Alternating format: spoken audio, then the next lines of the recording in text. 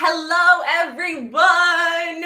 Welcome to the Dream Design Podcast with Amy Lee.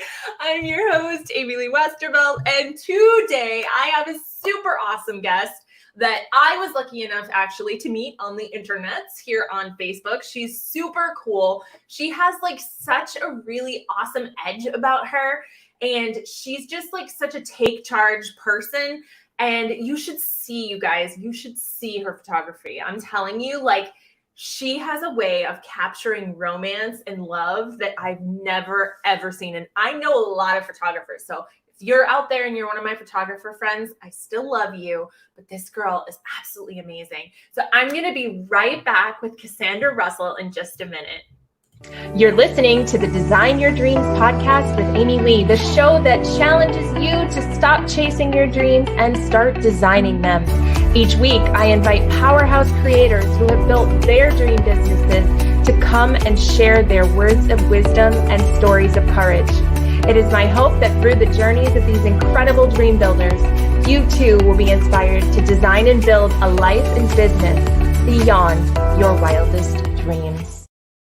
Welcome back. If you're joining us live, go ahead and say hashtag live. If you're catching the replay, you can say hashtag replay.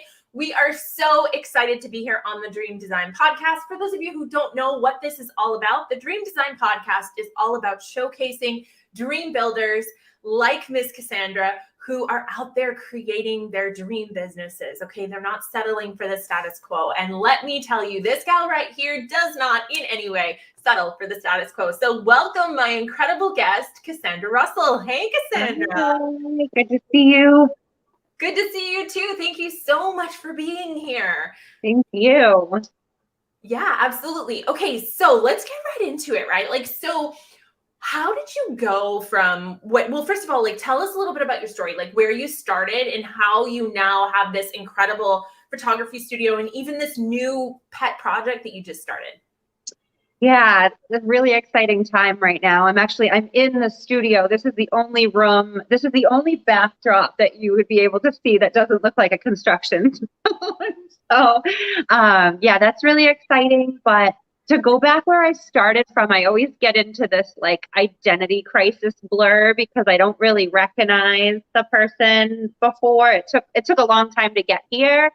I didn't exactly come from a place that was conducive to like free thinking. And I remember when I was a kid, I'd have these ideas on how to make money and if they would be shot down. They're like, no, they were I come from a very blue collar, you go to school, go to work, retire, then you live your like basically work to retire. That's how I was raised. And as I, flew off, left the nest, I learned that that's not the case. And that just planted seeds for more and more and like self-development. I'm huge on self-development and all that. And yeah, it just snowballed into becoming an entrepreneur. So I started with photography, not knowing that it was going to be a career at all. I just wanted something to make money where it would be fun and it wouldn't take me away from being a mom. And that was worth my time financially, which initially when I started out, it was not, I think I did like $40 shoots. My photography friends would hate me to hear that, but I didn't know what I was doing. I got my camera and I picked it up and it wasn't a point and shoot and I didn't even know how to use it. So I literally started from just knowing nothing. And I just started educating myself and just shooting and getting people to just shoot with me and practice. And 10 years later at this point, I'm doing 72 weddings this year because of last year. It's madness. Between all the shoots, I do lifestyle shoots. I just did a shoot for somebody I went to high school with that's a YouTube influencer now. I'm super proud of her.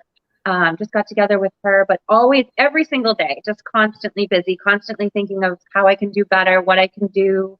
I'm opening this studio. It's called Nomad Studios, and I'm super excited because it's going to help other photographers that don't necessarily have a place to do their job. And I live in New England, so in the wintertime, we all come inside. We're cold, but some some photographers don't really have a studio to work with. So now they can come here and just rent a half a day or a full day and just play and have this be home for whenever they want. And just adding, today I woke up at 5 o'clock in the morning and added another idea onto my business and called my assistant. I waited until past 7. She was going to kill me, but I called her and gave her my idea and pitched it to a couple other people. And that's what happens. I just like wake up thinking about stuff to do.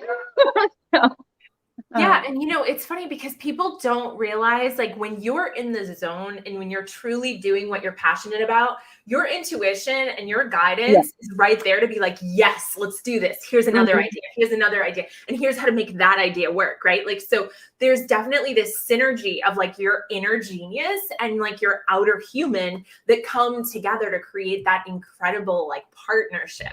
And so, like, I have the same thing, right? Like I'll wake up and be like, oh my gosh, this would be a great idea. Or especially in the shower, it'll be like, you know what? You need to go make a post about this. So it's really, and it's funny, people don't realize how much like help you get when you start to get on the right track. So it's like there's work that the universe wants you to do. God, source, higher power, the universe, whatever, wants you to do to get, to get to that next level of wholeness for the planet. And what it wants you to do is going to feel so good in your body. It's going to be like, oh, I could do this all day. I could get up at 6 a.m. or 5 a.m. And so that's what it is for you. And so what you create, and I'm telling you guys, if you haven't checked out her stuff, I bet a lot of you are out there stalking her right now. But if you haven't checked out her stuff, the way that I'm going to use a word that doesn't exist, poeticizes the story behind the couples that I know you can have that word. Here you go. It's right for you. Poeticizes the story of the couples that she, tells their story. It's like breathtaking. Like I can't even explain. I don't know. I'm a hopeless romantic anyway. I'm a Scorpio, right? I'm a very passionate, very fiery, very erotic human. But she just takes it to another level. Like I just feel like just so overcome. And so recently you got to do a shoot, which was like all this like post-apocalyptic boss babe thing. And I was like in awe. You guys, she'll need to share the pic. Maybe you could share a picture of it in our group later, in my group. I would love to. That would be amazing. Because I want to talk about this because you and I are on the same page when it comes to this. There's this very real movement to create equilibrium and like, sameness between men and women. And men and women are not the same, right? Like women have such different qualities and the way that society tries to get them to compete with each other. Obviously, it's very detrimental to women and to men, right? It creates this chasm between people that should be on the same team, but also it creates this false sense of competition that kind of keeps everybody off of their footing. So when I saw your photo shoot where you had the women and they were badasses, but they were feminine badasses. They were embodying their feminine qualities that make them powerful. And so I would love to hear, what was the vision behind that shoot, the whole idea of it? Like, I just want to know. The vision. So originally it just started out, Granite State Iron Cavalry is a local organization that just kind of I'm a veteran myself. I was in the Army and I found these guys on a whim, literally just looking for something special for my son for his birthday party. And I had seen parades and things like that they have done. And of course, like myself and my son, we're both so extra. Like this kid, the birthday parties he has, it's stupid. And they always start out small. So I was like, wouldn't that be cool if I could just get one truck, like a touch a truck event at Lane's birthday party? Well, it ended up being, I think, like 6 military trucks in my yard. They were so amazing. And I was just so grateful. And they didn't want anything for it. They just do this to put smiles on kids' faces. So me just not really like wanting to accept anything for free. I'm like, what can I do for these guys? And we just got to talking and it just came to, they just want to raise money for veterans. And So don't I. And sex sells. And I was just like, why don't we get a bunch of hot women and put them on the truck? And, my boyfriend has a pretty impressive gun collection, and the other guys do. We'll just put these sexy women, with the trucks, put some guns in their hands, and they'll have fun. We'll have fun, and we'll raise money. And it just started off as easy. It always comes off as like this little seed that's planted, and then it turns into something huge, right? So that's what it's turned into. And this year we have many more photos that you'll see that are coming. Yeah, they're pretty even cool. The way that the music went with it when they were like walking, and it kind of reminded me of like, and I have to say the production quality was actually better than like, but it reminded me of like the Kat Von D, her new album, and all the videos of her new songs, like how they're like walking in the desert and stuff. But I was like, no, Kassandra's is way better. So sorry, Kat Von D. So cool. The girls will be so excited to hear that too. And when you go see her stuff, when you go see her video, you'll be like, ours is way better. And I noticed that you guys, the one that you did was to benefit the Marine Corps League. And it's funny, my father-in-law was, he's a retired, hold on, I'm going to mess this up, retired lieutenant colonel. And his job, he is the president of the Marine Corps League or something Marine Corps League. Sorry, Pop, I don't know what it's called. But he wears like the red jacket and like goes to all the events all over the country. And he's like the local something or other. And thank you for your service, by the way. My husband is an Army Ranger. So very cool. Yeah, thank you. Very much a very patriotic family here. So that's so cool. And I love that. I can't wait for you to share those pictures. You guys, if you want to see the pictures of Kassandra's photo shoot, drop it in the comments, and we'll make sure that you get to see those. But yeah, it was pretty amazing. I was feeling a little verklempt there. I was like, oh, this is so good. Because I think it's really important that so in my family, I'm definitely the breadwinner, and my husband's the bread maker, I call it, right? Like he's the dad, but he's also, he's a former Army Ranger. He used to jump out of airplanes and tackle, terrorists and all that stuff. And obviously he doesn't do that anymore. But that, he has that capability. But in our house, I'm the one who does the work. And that doesn't make me any less of a woman. It doesn't mean that, I see so many women that are like, oh, I'm making more money than my husband. And it's such like a thing. And I'm like, it's not a thing. Like we're supposed to be partners. We're supposed to be a team. That's what I say. Yeah. Yeah, it's just interesting to me. So I love that. Oh, Amanda had something to say. Amanda says, yes, thank you for your service. My husband is a Marine. So much love and respect for you guys and fight for our freedom. Yeah, absolutely. Yeah. It was fun because obviously doing something like that is a little risque. Not everybody's going to love it. And we know that. And so we lost some of the models because they would get more information and they just didn't want any part of it. But I don't give a shit. Like if I want to do something and it's not hurting anyone, some people might think like promoting and glamorizing weapons and stuff like that is, but it's not. And so the group that we got together are also very patriotic, and we have so much fun. It's a really fun day. So I just can't wait till next year. Yeah, I know, me neither. And maybe I'll fly home and I'll come be in it with you guys. That would be cool. It would be super fun. Yeah. But you bring up a good point. You said, number one, we're patriotic, and number two, we don't care. And I love that you say that, because I think we're coming into a time in history when we really have to stand for something, right? Like we have to stand for what we believe in. And there are many people that are like threatening people that like, if you stand for something, we're going to cancel you and all these things. Yeah. But I believe that we are very much involved in our very own revolution right now, right? Like I think so. The Daughters of Liberty and the way that they necessarily, had to like convene at like bars and things like that. And, back in the day, but like we're doing that now on the internet. Yeah. Yeah. It's getting harder. I'm starting to keep a little more quiet because all of a sudden I can't tag my business page and stuff like that. I'm sure you've heard all about, we've kind of touched briefly on that the other day when I was super frustrated. Yeah.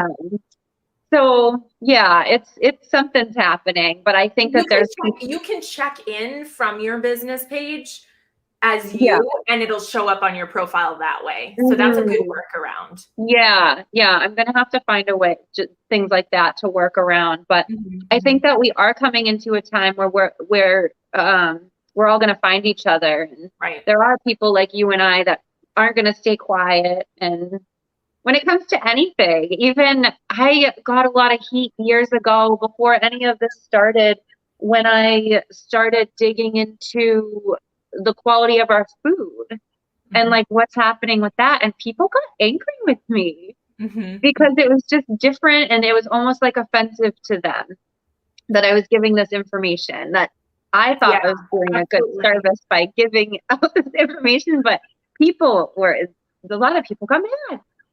So, but you gotta remember too, like the great thing about standing for something is you're gonna repel the wrong people. You know what I mean? Yeah, like there are so definitely. many people, and that's why, you know, I created the group that I created, which was Love, Light, and Liberty, right? Like, because it's all about patronizing people who want to patronize people who believe the same ideals that they do. And so that's like a really powerful thing. And there are going to be people that are like, ew, this is what she believes, I don't want to work with her. Like there are 25 people that are like, that's what she believes, then I need to give her my money. Yeah. You know? And unfortunately, we're at an impasse now where we're kind of dealing with that, but it's for a cause. It's for a reason. Yeah. You know what I mean? Yeah, like we're standing for something. And I think that, you know, the history books are going to remember that a lot more than, oh, they went along with, you know, they were so afraid to be canceled. They didn't ever say anything. Right. Yeah. I'm noticing there's a lot of other business owners coming out of the woodwork. I was supposed to meet with somebody today. I had to reschedule. He does custom men's suits, and he reached out to me, and just super like-minded. So we're going to collaborate together, and it's just a great connection. And my clients are amazing. They're usually pretty like-minded. So we have a blast working together. And there's a lot of things changing. Yeah, definitely. Yeah, I love that. So getting back into the fun part, right? Because we can talk about the controversial stuff all day long. But getting back into the fun part. So tell me, okay, so I know I've had lots of photo shoots and stuff, some great photographers, some not so great photographers, but I know that there's a lot of like going above and beyond that happens as a photographer. You know, you kind of have to do certain things to get the shot. So I want to know, like, what is a really good story you can tell us about something you had to do that was so crazy to be able to get a certain shot? Can you think of a time like that? Oh my gosh. I mean, I've laid in the middle of roads while my assistant was like stopping traffic. That was 2 weeks ago, actually. Like that's kind of a common thing. I photographed rodeo riders where I was half in and half out of the pen, which is pretty crazy because they got pretty close and I could have got my leg torn off, but you should see the photo that I got. It's amazing. I think with people, it's really important to have them feel great and have that energy shift, especially with like boudoir and weddings, even just as much as boudoir, because there's so much pressure for their wedding day to be everything perfect. And I've definitely, and not even that I really have to try, I think it's pretty easy, but making somebody feel beautiful in front of the camera, there's a change and there's a shift that happens. They go from being a little nervous and unsure, and you can see the energy shift like in the photo when they start to feel more comfortable. And I think that's more of,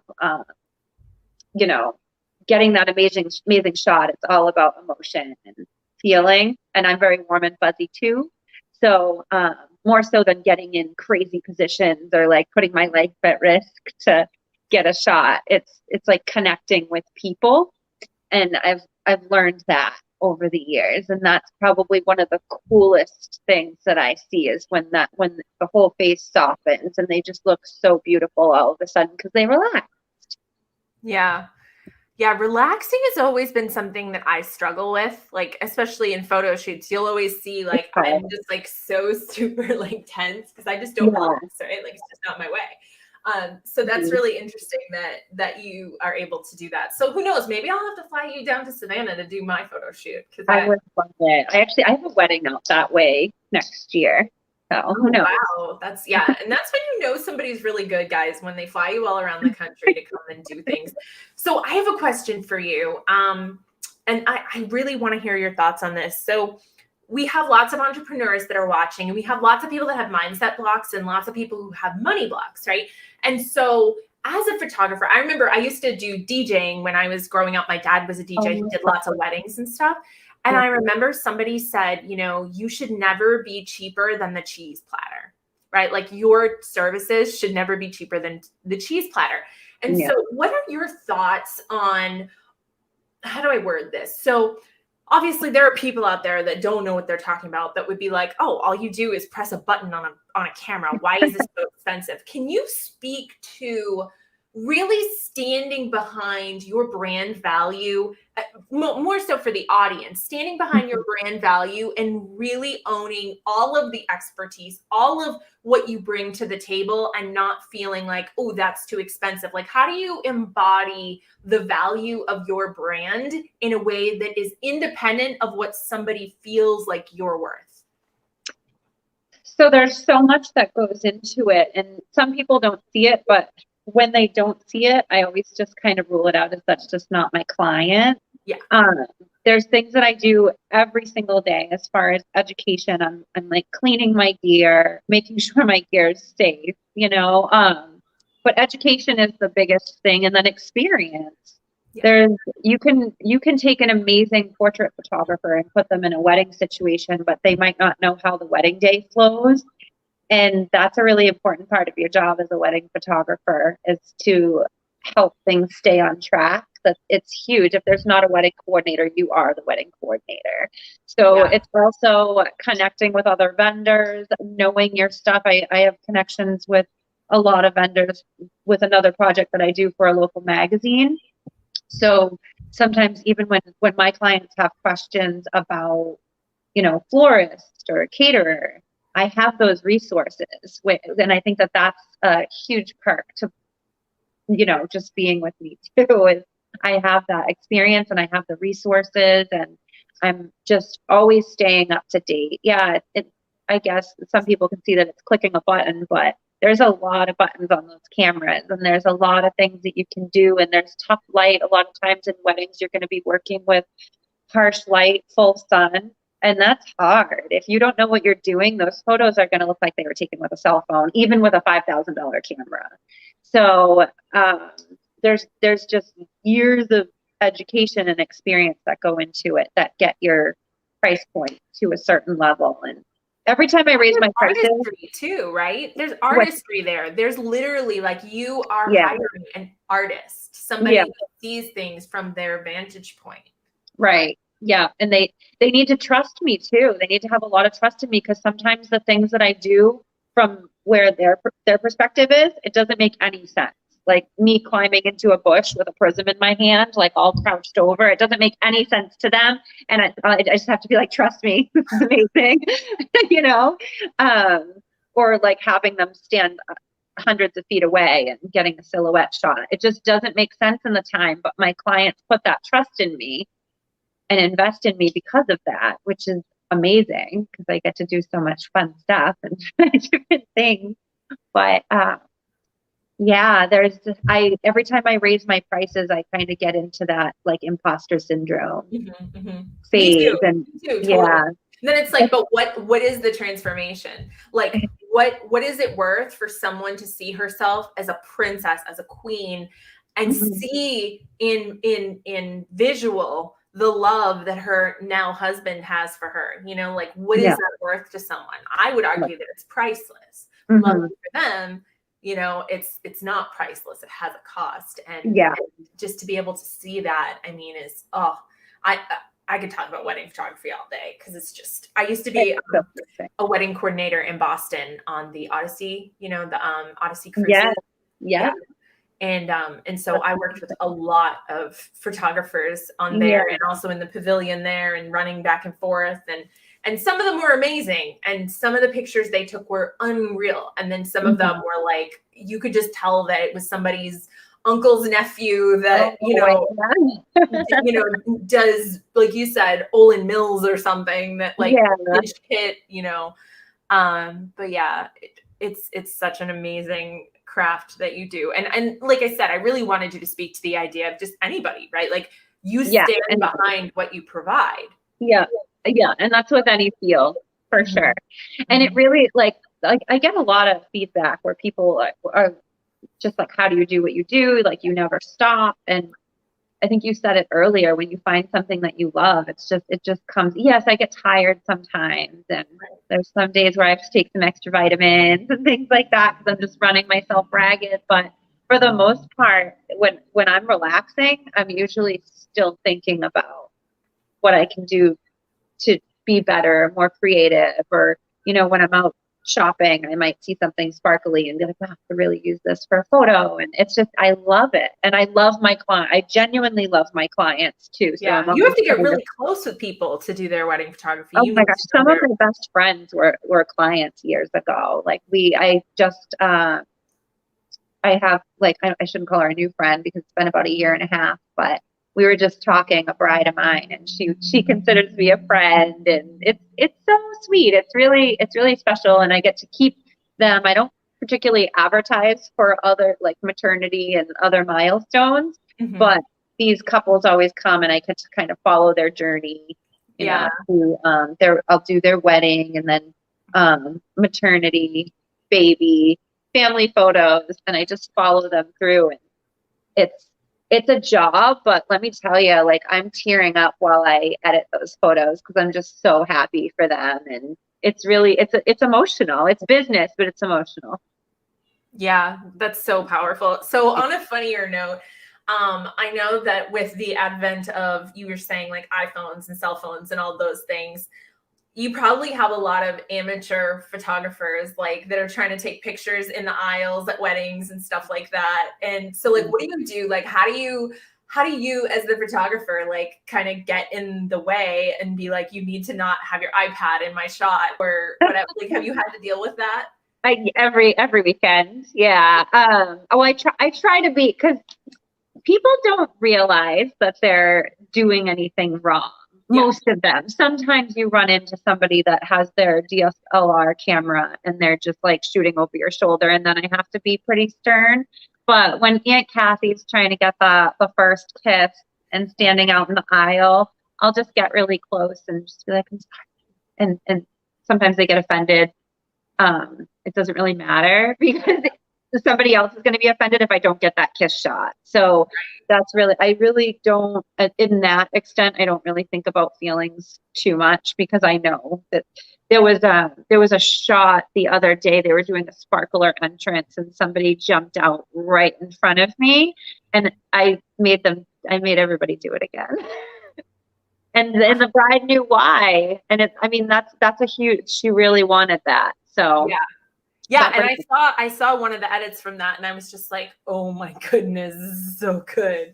They're so nice, those sparkler shots. But yeah, somebody, and he 100%, he did not mean to get in front of the photographer. It's exciting. Yeah. And people get caught up in the moment, just like I'm in the moment. And so you do deal with that a lot. As a photographer, like myself, I would never, ever, ever bring my camera to a wedding where another photographer, or even if there wasn't a photographer, I would never do it. So usually you can tell, that if somebody's bringing a camera and getting in the way, then they don't really know the industry. And you just have to be as nice as possible. And sometimes they don't like it. But it doesn't matter. I'm getting paid a lot of money to get those shots, and it doesn't matter if a cousin's annoyed because they can't post their photos shooting over my shoulder on Facebook. So it's just something we deal with. I just had to ask that because I always wondered what do photographers do? Like they must just like have like parties where they just talk about, and then there was this guy. Oh yeah, definitely. I do have it in my contract that I have to be the only professional photographer there. Some people go as far as putting it in their contract where nobody else is allowed to have a camera. I'm not going to do that. Yeah, that would be hard to enforce too. Yeah, and then people will get grumpy, and it's a celebration. Like Right. everybody should be having fun. Right. So. It's like a fine line between like, okay, everybody have fun. Let's do the candid, the Polaroids on the table, or not Polaroids. What are they called? Those Disposable. are fun. Yeah, the Polaroids are so fun, and the disposable cameras, but usually they end up with some dirty photos from, like I've seen it all they're going in the bathroom and doing stuff with the cameras, and that's what you get anyway. Oh goodness. Maybe save those for the dry weddings, right? Yeah, right. I know. It's funny. Yeah, exactly. Oh my gosh. I could talk to you all day. This has been absolutely amazing. So you guys, if you want to follow her, do you have Instagram, right? Yeah. I sure do. It's the Granite Stag. Okay. The Granite Stag on Instagram. We'll add that to the comments in a couple minutes. You guys definitely follow along. She's going to post one of those pictures in my group so you guys can see. They are absolutely breathtaking. She is such a master artist when it comes to capturing the moment and really invoking values and imagery and just all of those yummy feelings that we all want to feel. Because at the end of the day, guys, it's all about the feeling, right? Like it's about the feeling. When you can cultivate the feeling, everything else just falls into place. And this girl knows what she's doing. So that being said, Kassandra, thank you so much for being here. It has been a blast having you. Thank you. Same. I'm glad we can, and it was kind of serendipitous how we connected too. I know, it super was. We were like moths to a flame. But again, that's what happens when you have shared values, right? You just go from the same area and everything. I know. You have an awesome day. You too. Well, that'll do it, you guys, for today's episode. But tune in next week when we have another great guest. Until then, may you be happy, may you be healthy, may you be safe, and may you be at peace. Namaste.